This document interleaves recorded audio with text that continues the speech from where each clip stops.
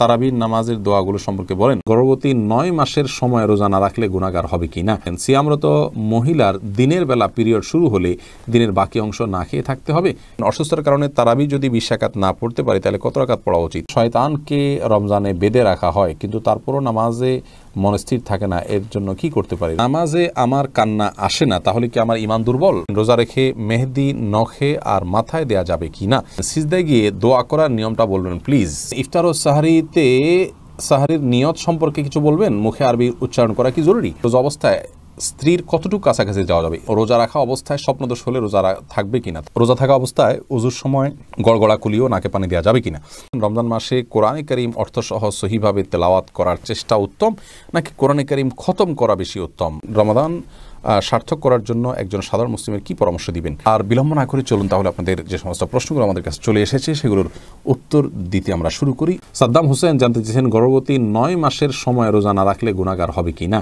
9 মাসের সময় যদি রোজা রাখলে তার অসুবিধা হয়, সন্তানের বড় কোনো রিস্ক থাকে অথবা তার শরীরের বড় ধরনের কোনো রিস্ক থাকে, যেটা একজন দিনদার একজন মুসলিম ডাক্তার তাকে সাজেস্ট করেন, তাহলে সেক্ষেত্রে রোজা না রাখলে গুনাহগার হবেন না, কিন্তু এই রোজাগুলো তাকে পরবর্তীতে রেখে দিতে হবে।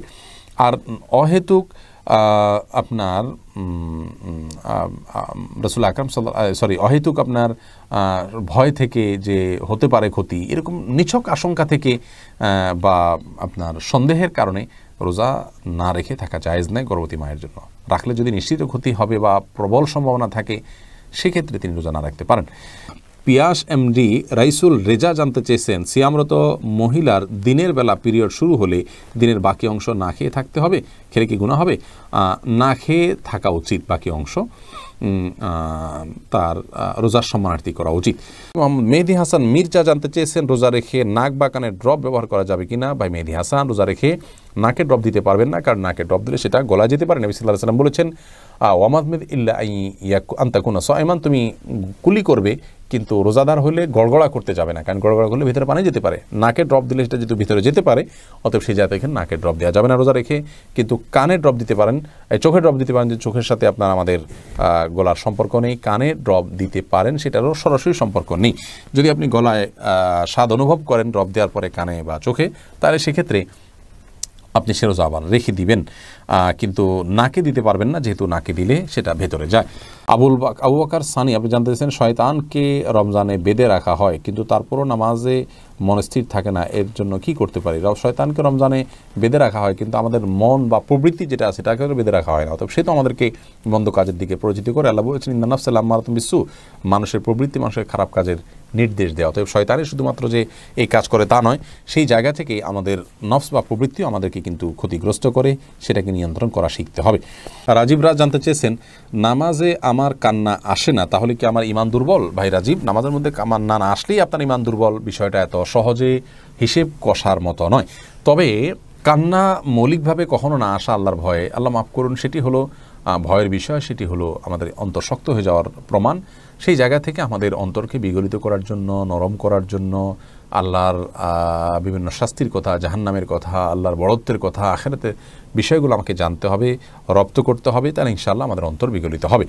তবে নামাজের মধ্যে যদি আপনি মাঝে মধ্যে আল্লাহর ভয়ে কাঁদেন, কান্না আসে আপনার, সেটা ভালো, কিন্তু না আসলে আপনার অন্তর শক্ত এমন নয়, আপনি মনোযোগ রেখে সুন্নাত অনুযায়ী নামাজ আদায় করবেন, এটাই হলো আপনার মূল দায়িত্ব। খায়রুন নাহার জানতে চেয়েছেন, রোজা রেখে মেহেদি নখে আর মাথায় দেয়া যাবে কি না? রোজা রেখে হাতে, নখে ইত্যাদিতে মেহেদি দেওয়াতে কোনো অসুবিধা নেই। শিহাব মণ্ডল জানতে চেয়েছেন, রোজা অবস্থায় আতর বা পারফিউম ব্যবহার করার বিধান কি? উত্তর হলো জায়েজ আছে, কোনো অসুবিধা নেই, আতর পারফিউম ব্যবহার করা যাবে রোজা রেখে। পাপ্পু CHY এই আইডি থেকে আপনি জানতে চেয়েছেন, সিজদায় গিয়ে দোয়া করার নিয়মটা বলবেন প্লিজ। ভাই পাপ্পু, সিজদায় গিয়ে আল্লাহ রাব্বুল আলামিনের কাছে আপনি যে কোনো দোয়া পেশ করতে পারেন, বিশেষ করে ফরজ সালাতে কোরআন হাদিস বর্ণিত দোয়াগুলো করবেন, নফল সালাতে আপনি যে কোনো দোয়া করতে পারেন, আর মনে মনে দোয়া করাতে কোনো অসুবিধা নেই। আল্লাহর কাছে যেই কোনো চাওয়া পেশ করতে পারেন। নবী সাল্লাল্লাহু আলাইহি ওয়াসাল্লাম সহিহ মুসলিম হাদিসে আমাদেরকে বলেছেন, ফাকসিরু ফীহি মিনাদ দুআ, তোমরা সিজদায় গিয়ে আল্লাহর কাছে বেশি বেশি দোয়া করবে। অতএব কোরআন হাদিসে বর্ণিত দোয়াগুলোকে প্রায়োরিটি দিবেন। এছাড়া মনে মনে দোয়া করতে পারবেন, মাতৃভাষায় দোয়া করতে পারবেন কিনা এটা নিয়ে মত পার্থক্য আছে, বিশুদ্ধতর মত হয় নফল নামাজে এটি করা যেতে পারে, তবে তা না করে কোরআন হাদিসে বর্ণিত দোয়া করলেন আর মনে মনে আল্লাহর কাছে আপনার যে কোনো চাওয়া পেশ করলেন সেটি বেশি উত্তম। সাইদুর রহমান জানতে চেয়েছেন, ইফতার ও সাহরিতে সাহারির নিয়ত সম্পর্কে কিছু বলবেন? মুখে আরবি উচ্চারণ করা কি জরুরি?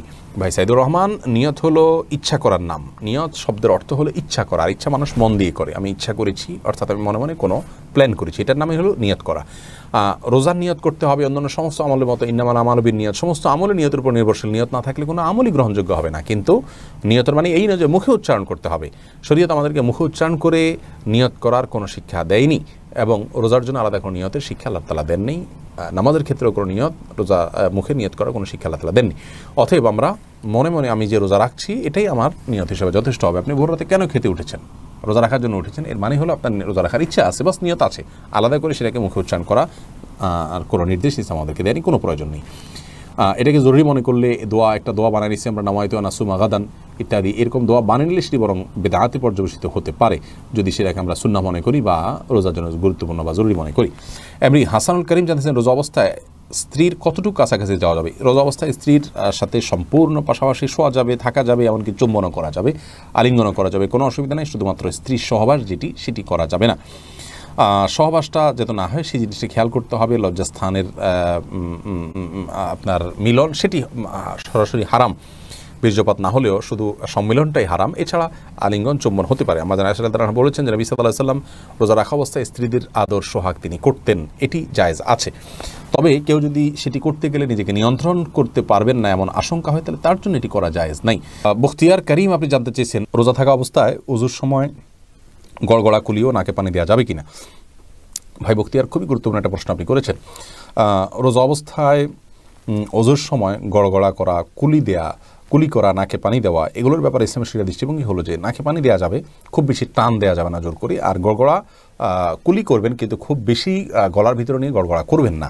কারণ নবী সাল্লাল্লাহু আলাইহি ওয়াসাল্লাম বলেছেন যে ওয়া মাদমিদ ইল্লা আন তাকুনা সাইমান, তুমি গড়গড়া করেই কুলি করবে, কিন্তু রোজাদার হলে তখন করবে না, যেহেতু তোমার ভেতরে গলার ভেতরে পানি চলে যাওয়ার ভয় আছে, চলে গেলে সেক্ষেত্রে রোজা ভঙ্গ হয়ে যাবে। অতএব গড়গড়া করা রোজা অবস্থাতে অনুচিত, খুব গভীর গড়গড়া করা। এরপরে রায়হান জাবেদ, আপনি জানতে চেয়েছেন, রায়হান জাবেদ আপনার প্রশ্ন হলো, আমরা প্রত্যেক রমজানে জাকাত দেই, কিন্তু এবার আমরা আমাদের বাড়ি করার জন্য চিন্তা। এমডি ইয়াকুব হোসাইন জানতে চেয়েছেন, রোজা রাখা অবস্থায় স্বপ্নদোষ হলে রোজা থাকবে কিনা? থাকবে, কোনো অসুবিধা নেই। স্বপ্নদোষ মানুষ ইচ্ছাকৃত করে না, অতএব স্বপ্নদোষ হলে, বীর্যপাত হয়ে গেলে ঘুমের মধ্যে আপনার রোজা কন্টিনিউ করতে পাওয়া হবে। স্বপ্নদোষের কারণে বীর্যপাত হলে সে কারণে আপনি গোসল করবেন, গোসল ফরজ হবে আপনার, কিন্তু রোজা ভাঙবে না। সিরাজ মুনিরা, আপনি প্রশ্ন করেছেন রমাদান সার্থক করার জন্য একজন সাধারণ মুসলিমের কি পরামর্শ দিবেন? বোন, পাপের কাছ থেকে বেঁচে থাকা, এটা রমজান সার্থক করার জন্য সবচেয়ে জরুরি কাজ। মিথ্যা কথা, প্রতারণা ইত্যাদি বেঁচে থাকা, যে কোনো গুনাহ থেকে বেঁচে থেকে, বদভ্যাসগুলো থেকে বেঁচে থেকে রমজানকে পালন করা, এটা হলো রমজান সার্থক করার জন্য সবচেয়ে গুরুত্বপূর্ণ বিষয়। আপনি রোজা রাখবেন, ফরজ রোজা, সেই সাথে পাপাচার থেকে বেঁচে থাকবেন, এটি হলো মূল উপায়।